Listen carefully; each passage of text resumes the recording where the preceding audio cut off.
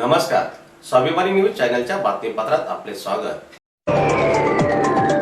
धुळे तालुक्यातील गोंदरूर ग्रामपंचायतीचे सरपंचपदी कमलाबाई बदाने यांची झाली बिनविरोध निवड।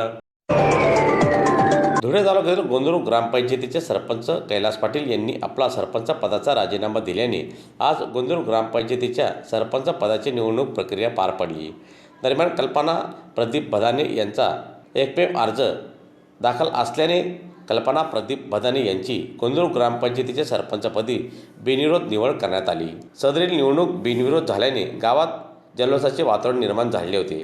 त्याचप्रमाणे बिनविरोध निवड झालेल्या कल्पनाबाई बदाने यांची संपूर्ण गोंदरूर गावात ढोल ताशाच्या गजरात मिरवणूक काढण्यात आली। मिरवणुकीत उपसरपंच हिरामन पाटील, सदस्य शरद बदाने, रामकृष्ण नेरकर, शरद पाटील, कमलबाई पाटील, बानुबाई गिरी, गोपीचंद गायकवाड, रेखाताई भील, देवसिंग भील, प्रमोद बदाने, कैलास बदाने यांच्यासह गोंदरूर गावातील ज्येष्ठ मंडळीसह ग्रामस्थ मोठ्या संख्येने या मिरवणुकीत सहभागी झाले होते।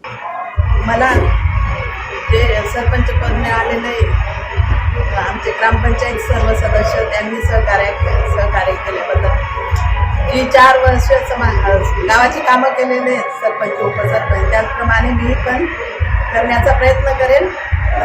त्या गोंदरूर गावाचं वैशिष्ट्य आणि त्याच्या ग्रामपंचायतीचं वैशिष्ट्य म्हणजे आम्ही वेगवेगळे पॅनल जरी असले तरी सगळे सदस्य खेळीमेळीने पूर्ण 5 वर्ष राहत असतो। फक्त जो निवडणुकीचा कालावधी होता ग्रामपंचायतीचा त्याच वेळेस फक्त लांब राहतो, पण त्याच संध्याकाळी आम्ही सर्व एकत्र येत असतो आणि एकमेकांना सहकार्य करण्याचा प्रयत्न करत असतो।